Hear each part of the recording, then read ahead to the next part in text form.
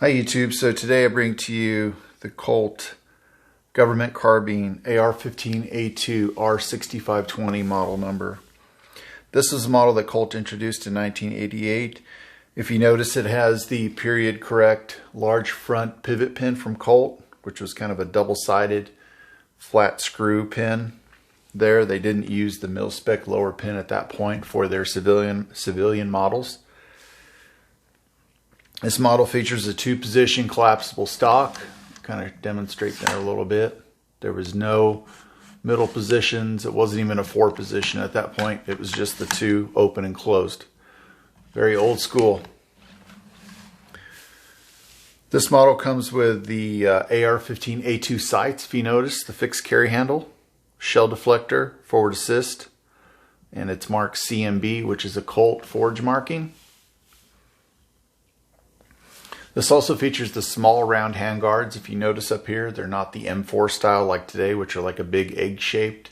These are the small round guards that have been around for probably 30 or 40 years now, if not 50. Probably go all the way back to the Vietnam era on the carbines themselves.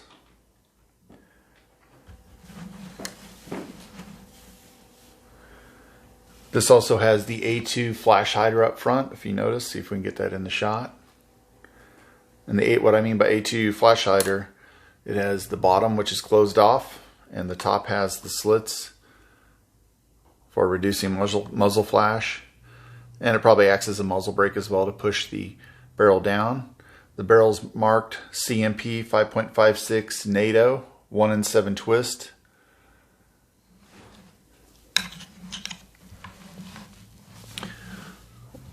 One thing is kind of strange about this rifle, is that it has the raised fence. So this is Colt. Most of their large pin lower receivers from Colt have, basically the large pin would have the flat slab side lower. So this is Colt transitioning to the raised fence, which is basically a mil-spec style lower, but they still retained the large pin for the time being for civilian consumption.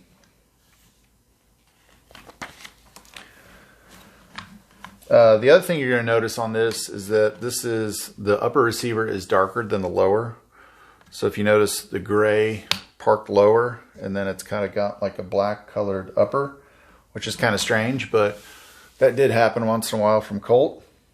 And also if you notice on this collapsible stock, this is the old school style, the actual stock itself. It's kind of got a smaller butt plate on the back. It's very minimalistic. The carbine itself is very lightweight, right? There's no provision for an optic as far as the flat top goes. They did include a hole in the carry handle that you could mount a scope on. Hope we're getting a good shot of that. It's kind of a neat rifle. This rifle was very sought after during the years that they essentially outlawed these for civilian consumption. And that was from 1994 to 2004. When that Crime and Gun Control Act expired in that year set, then you could basically buy these again, or Colt started making them again for civilians. If during that period, that 94 through 2004, if you could find one of these that was made before that 1994 cutoff, this is a very expensive rifle then. So this rifle back in those days, back in the ban era, if you will,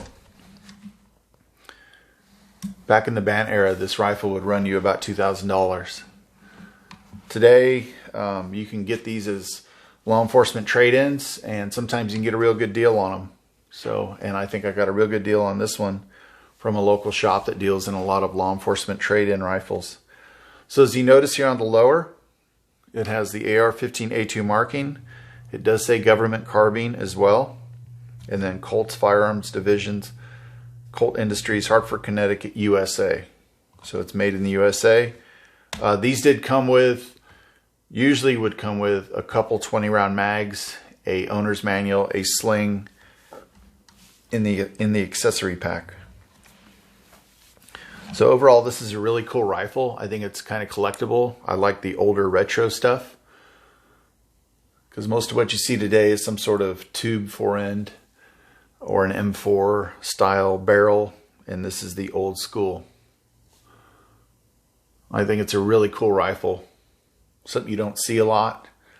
And it's got the old thin pencil weight barrel, lightweight.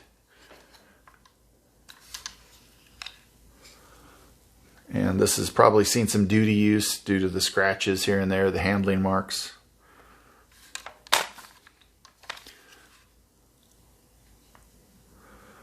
So I hope you enjoyed this video, and please like and subscribe. I'm going to try to do some more of these talking about older rifles that interest me.